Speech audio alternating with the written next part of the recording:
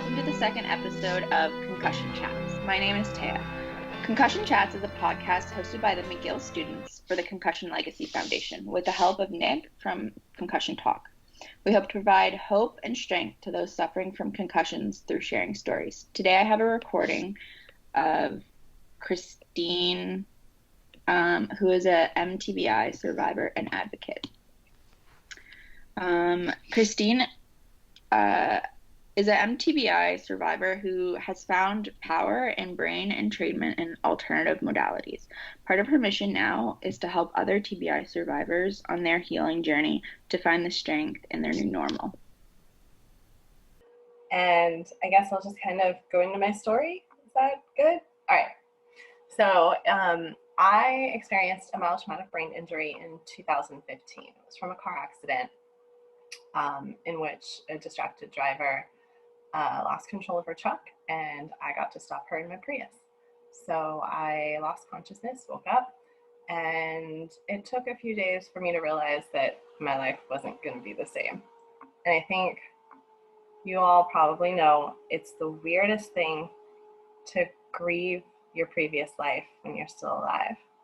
Like, I don't think anyone outside of our community understands that. It's fascinating to see everything that you used to be able to do, and it's so close, it's so within reach, but for whatever reason, the brain is scrambled and you're not able to do things you used to do. So I lost my career after fighting and trying to do it. By returning to work, though, it actually gave me a really beautiful kind of map of everything that was going wrong, because mine didn't show up on an MRI. I was told that I was perfectly healthy, but in the meantime, all audio was coming in flat, leaving the house. I had no depth perception. There were so many things that happened, but I was blessed to have really wonderful specialists around me. So I went to a cognitive speech therapist. I went through EMDR therapy for PTSD. I had a wonderful physical therapist, I always forget if they're a neuro-ophthalmologist or a neuro-optometrist. But either way, all of these specialists, but got to the point where I was told that I had to accept that I was never going to work again, and I was never going to have the life that I had. So I actually turned to alternative medicine. And for me, the most powerful modality was sound healing. So a lot of people know that as going into a yoga studio or going on YouTube and pulling binaural beats, which is a free option. And what binaural beats are, I'm kind of all over the board here, is binaural beats should always be listened to with headphones. And the reason is it's actually a different tone, a different beat going in each ear. And what it does is it causes this coherence between the left brain and the right brain. And it can stimulate the vagus nerve and bring down your stress, bring down your blood pressure, give you this feeling of relaxation. And when that happens, the body leaves the fight or flight response and can actually go into healing. So I am an avid pusher of binaural beats. I love that it's free. I love that it's available for everyone, but I will warn anyone that hasn't used it.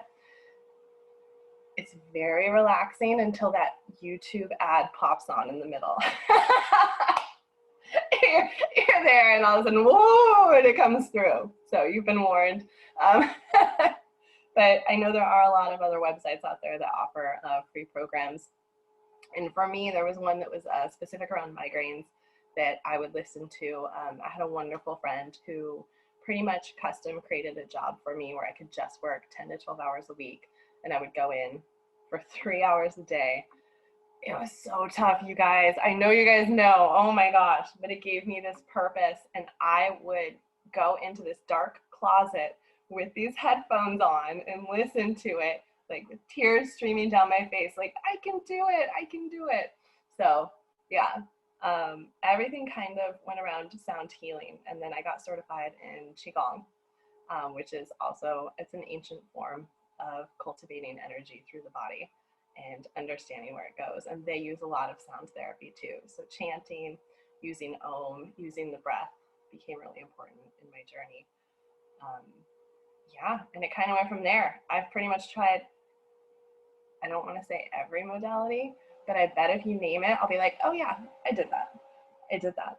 So I think with that, I had the financial support through my wonderful husband to be able to try so many things. And every injury is a snowflake, right? We're all so unique. Just because it worked for me doesn't mean it's going to work for anyone else. But I would love to just share my story and share my experience to try and help people to get the most out of their money and to find free alternatives. I think there's so much out there that's not easily accessible that our specialists, our doctors don't even know about, that could potentially save people months of stress and pain. So that's my story in a nutshell.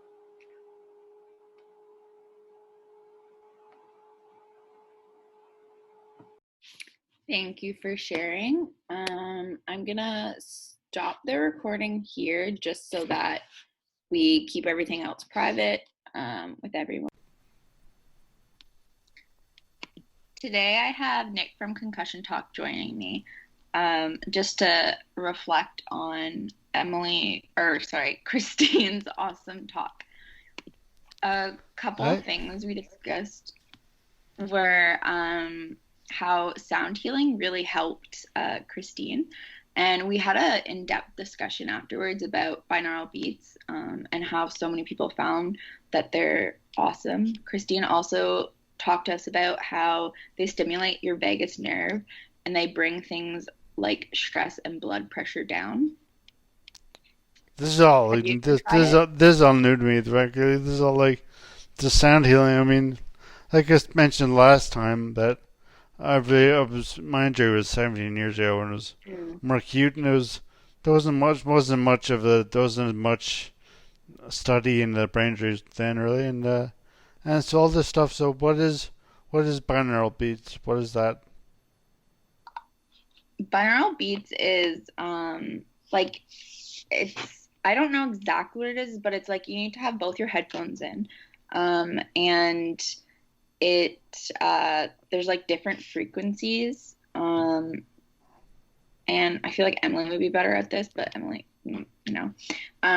but when you're changing frequencies, they were also talking about how like you should only go for 5 minutes, because it can be like a lot for you, and so it's sound waves at different frequencies, I guess.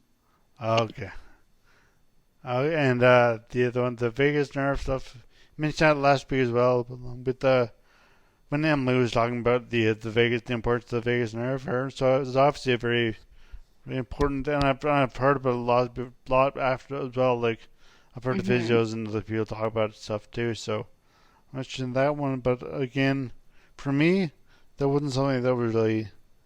Mostly, it was just physio and OT and psychology and the whole gamut. Just And, okay, so when you're listening to binaural beats, so they're sound waves at specific frequencies that when you listen to them, they can alter the overall frequency of your brain state, which can alter your mood to an extent, which is really interesting. Yeah, it is. They have that ability. And a lot of people in the group discussion were talking about how they've had positive experiences with it as well. And you said you had a big group on Thursday? A big discussion group? Yeah, we had a decent size, yeah. Nice. That's good. And another thing that was suggested by someone else in the group was about having one hand on your sternum and one hand on your belly, and breathe while moving your hands in a circular motion, and do it for 5 minutes. 5 minutes. It'll help you to relax and realign your body. Sorry, that was something that Kristine suggested. So that's just kind of a good way to, I guess, reset when you're not feeling totally. Does that have anything to do with the vagus nerve as well? No, well, last week Last, with Emily Fraser's talk, we yeah. talked about the vagus nerve and how like humming and stuff helps it. Oh, it's just Um, more sound, yeah. but uh, I mean, Kristine also talked about how she's a big advocate for like not necessarily just making noise, but even like loud sighing and like humming to yourself, and just like I can't find where the note is. No, I see that she has a lot of like the stuff with like the one Sound hand healing is belly thing. really This big for her, is yeah. about being forgetful and during times of you did more like specific symptoms that she's found.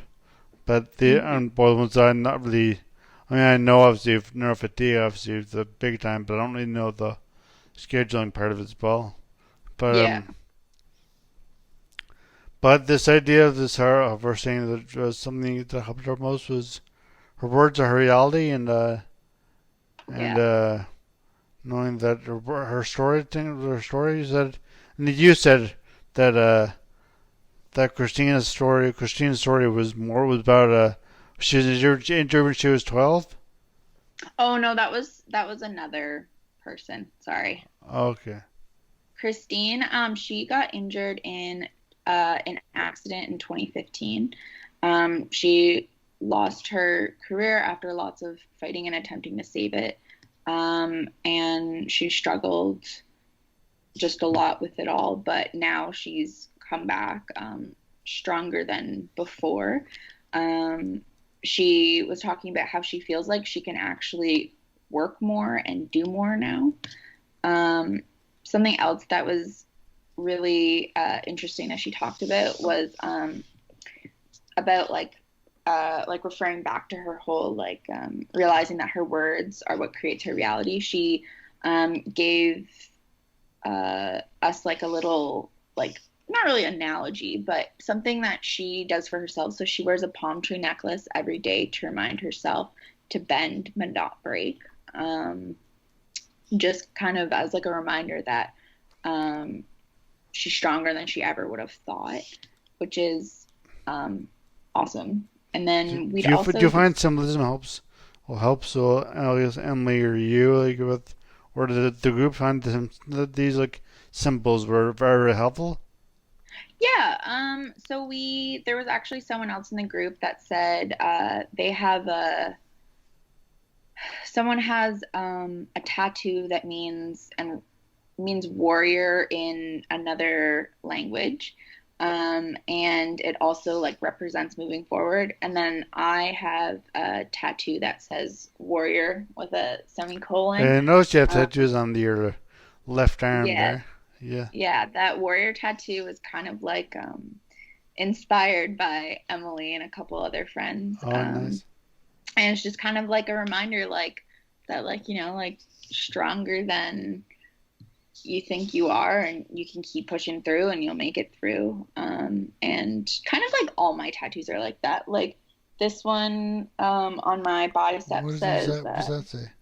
beautiful people don't just happen. And so it's this quote that talks about how basically the most amazing people go through the most crappy situations and have to like pull themselves through it, and just it's rough, but you make it through. And when you make it through, like it's just like you have so much more to share and communicate and like stuff like that. So I'm definitely about like the about stuff like that, just like You're big reminders. on symbols and remind Yeah, you when you see them. Do you think of instead of specific instance, or do you just they just kind of inspire you to? it's like a good I, reminder for sure. I'm not a simple person. Like Yeah, I appreciate them, but I don't have tattoos or not rings or necklaces or anything. It's just not by I don't have to not have them. I just don't. yeah. It's like just It's not a thing yeah for you, and that's yeah totally yeah cool. Another thing is just kind of like Kristine also talked about how she started to use I am statements. And by using these statements, this is when things really started to look up for her. And this was even right after she'd been told that, like, you're never getting better. Like, this is it. This is the best it gets. But when she decided to take control of her narrative, that's when everything changed. So she started looking at everything as it was like a blessing. And knowing that she is enough, she's doing well. And she always started her day with I am statements. She got these, I think it was 3 or 4 I am statements that she put up in her bathroom. And just like every day, like it was kind of like a reminder. And then I think that's where the necklace comes from. And then we also kind of briefly just discussed like how important it is to kind of like use those I am statements. Yeah. And when we believe that we are enough, we'll wake up and like things will just kind of seem better. Yeah, I'm not one. I'm also not one for like the. Not again, like I just not buying anything against it, but I just don't use I am statements. But I do believe that like your self belief is really important. Just I mean that's probably the most important thing. Is have some and not just tell yourself artificially that you're superficially that you're oh yeah I'm good enough but like believe it. Like I mean actually have faith in yourself and know just statement. Maybe some people the statements are a good way to start, but a lot of people just say them just because it's just something to say. But if you believe that actually may require more introspection, that you actually there's actually more there that you're actually doing something or you're happy with or you're happy with not just who you are or where you are, like happy with where you're going, happy with we can go one direction and that's and I think positive affirmations are definitely a good kind of like not like it's a good way to progress into believing these things too. Like if you're like telling yourself I like such and such a things and certain positive affirmations, like eventually like if you do truly believe these, like if you do kind of see these things at all or like you want to see these things and you're putting like the energy in to make it a reality, then it will become a reality. Exactly. Like I mean the point is like superficially saying like oh yes I am good enough or whatever I am whatever the statement is, but like basically that like saying that's fine, but that means nothing if you don't actually believe it or do something towards it. Like do not just say it and think okay I'm sitting I'm good enough I'm just gonna sit on that statement for a while and just believe that and just say that, but like do something and like actually if you're actually gonna like not necessarily do something actively, but I mean, what you can do like to think about yourself, think about what you are doing and what you're and why you are. If you are think you're good enough, why that is now? Why did you ever doubt yourself? Why do you have to say this now? Definitely, yeah. I think that the only way for those positive affirmations to work is if like you're actively like trying to take the steps in that direction. Like you're not just saying these words, like your actions also represent what you want to achieve. So you're like taking action. You're not just sitting there saying these positive affirmations. Like you have to put in the work to make it a reality sort of thing. Yeah. And whether work is like actual physical work or just mentally just think about it, just doing whatever you can, just existing. So that's work for a lot of people, just being alive. Yeah, no, exactly. And that's the same thing. Like just that type of just knowing that you're actually going forward, moving forward is the main thing, I think. Yeah. No, and I think with concussions, it's definitely important to remember that it's all relative. Like you can't judge your work and your effort off of someone else's because like every concussion is different. Exactly. Every brain injury is different. Like a snowflake, like no two are the same. Yeah. And so someone else may be able to put in a little bit more and have a different outcome than you. But for you, that's still work and that's still improvement. So Sure. yeah. Did anyone in your group have any? Anyone in the group have any like interesting and new or different techniques to use? A different technique for calming themselves or making themselves inspiring themselves. Yeah, we actually had someone that talked about uh, Kaka Ray. She's a EMDR therapist, and it was recommended to them by their therapist. And this was while we were talking about like the binaural beat stuff. Another thing that same person mentioned was if you're feeling really stressed or anxious, to put your right hand under your left armpit, Right close to your hand, heart, okay. and wrap your left arm around yourself like you're hugging yourself. And Okay. this will give you a feeling of groundedness. See, And after a depth. short time, So you'll that's kind of, if you're feeling anxious or something, or yeah, if you're stressed or anxious. And then okay. after a short amount of time, you'll have a very natural, deep breath. Yeah, which was interesting. And like, I gotta remember that sometime when I'm stressed and anxious. I want to see if it helps.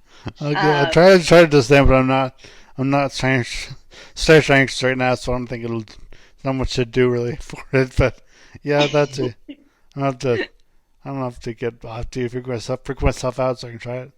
I have to run in front of traffic and just see if I can cause some panic. And then just calm yourself down Yeah. like that.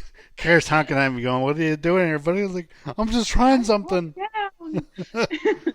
Another thing that we talked about that I'd never heard of or really looked into was myofascial release. Oh yeah, And someone mentioned that with any type of trauma, the fascia tightens up. yeah. And so the therapy is essentially to tell it it's okay, like let go. John Barnes was someone that was recommended to look into regarding this stuff. Yeah. And the members said that it's really improved their quality of sleep. And it's great for movement, just for movement too. It's just immersion movement. Yeah. And something that was also released, suggested that you could try at home is so basically you use your thumb inside your cheek, like up near like your Okay. What are you doing now? up a bit, like doesn't matter what's side your mouth. and then you're gonna like hold for 3 to 5 minutes until it softens, like 3 to 5 minutes. Mm-hmm. I can't really do this now because it's gonna. You'll start with your less tight side first, and then the harder. And this person does it every other day. So basically, you like put your thumb in your mouth, kind of like I guess on the left side. It doesn't matter which side.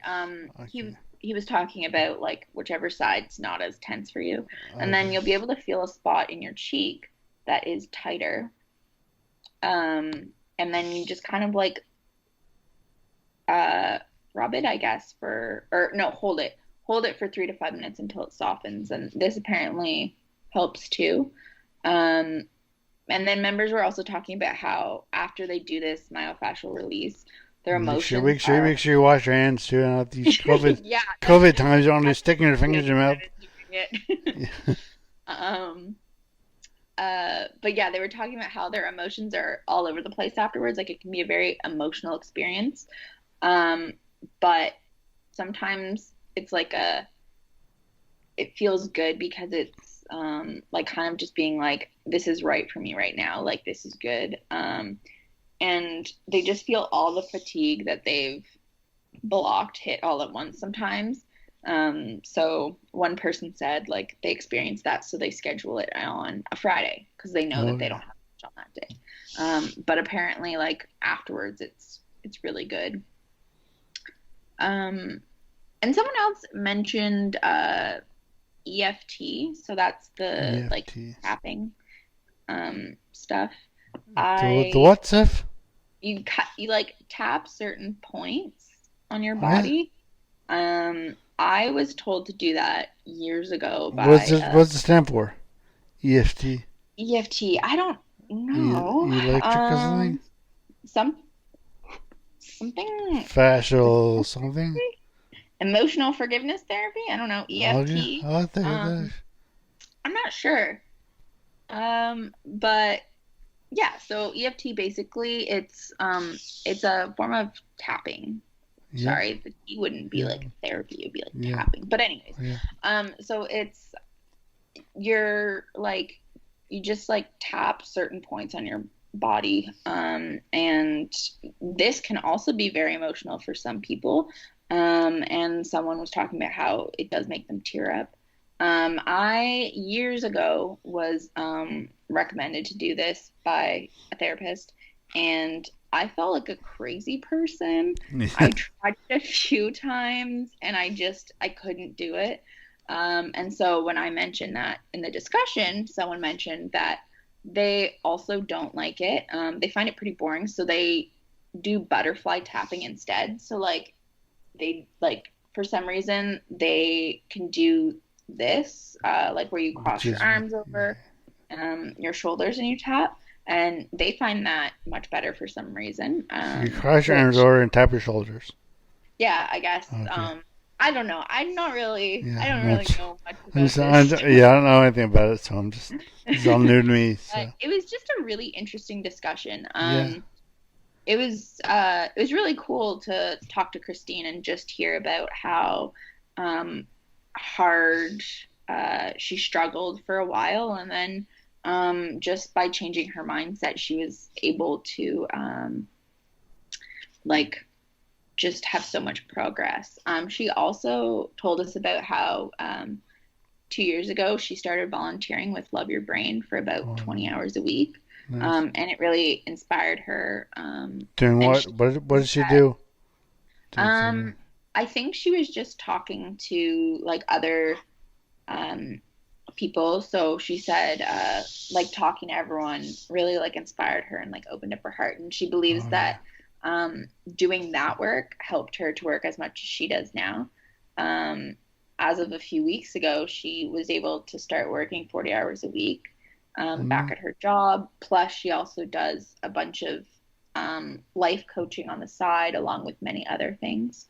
So she's really been able to. And she doesn't find that too tiring to have all that stuff, 4 hours a week and other jobs? And she's been doing really great by the sounds of it. And something that she was talking about was setting a lot of timers and notes reminding herself to take breaks and stuff, which it's something I think everyone needs to remember is the 20 minutes tasks and then 5 minutes staring away, especially with everything online right now. Yeah, you mentioned that last week as well, the timer thing, which I've never really but taken advantage of or used it. I understand the whole thing about fatigue and stuff. I mean that's ever present in my life as well. For me, the biggest thing with the timers and the tasks is I have ADHD, so I can't stay on task for super long. And then if I do, it'll be hyper focused, and then I don't get out of that zone, and then I just end up being done, so fatigued, so overworked, and I overdid it. But the timers are really important, and that's kind of been a common theme with our speakers is talking about timers and how important it is to follow your timers, because it's very easy to just turn off your timer and be oh no, I'll go a little bit longer. I read something else today. It was Brandon, I forget what it was also mentioning timers. So timers is, I don't know if that's not a new thing. Obviously, it's not a new thing, but it's but if it's just recently, it's in the top of my head. I feel right now, especially, it's gonna be really big just because everyone's online, so everyone's experiencing a different kind of fatigue than they're used to. And since it's everyone and not just people with concussions and brain injuries, it's just gonna be more talked about. Yeah, no, I get it. It's the general public is doing this thing, and then So it's much more known now. But yeah, so I guess to kind of bring everything from what Kristine was talking about to just one point was just about honoring your body and rest when it needs rest, and just like doing what you need, and realizing also that it's all kind of a choice. Like all your stuff's kind of a choice, and I think that's what she was saying about how when she started to kind of believe that her words are what create her reality, that's what changed everything, which is like super interesting to think about. But yeah. No, sorry, I missed it. Does she have a Facebook page or an Instagram account I can follow? Her Instagram is at TBI Thriver. All one word? Yeah, all one word. Yeah. Okay. I can also send it to you and we can link it. Yes, we'll link in the show notes, in the description, whatever you want to call it, of this podcast. Yeah, which will, awesome. Which if you're listening to this now, it doesn't matter when you'll know it's on Tuesday. But if for us, we'll tell you that we out Tuesday. But if you listen to it, then you know it's out Tuesday. So yeah, so kind of pointless to say it. But yeah. But and so big thanks to Nick for helping us do this, and thanks for an awesome talk from Kristine. And yeah, we'll have our podcast this week posted on Tuesday, but regularly it'll be Monday mornings, just because of the Canadian holiday. Our upcoming podcast can be found on concussiontalk.com, Spotify, YouTube, Apple Podcasts, sorry.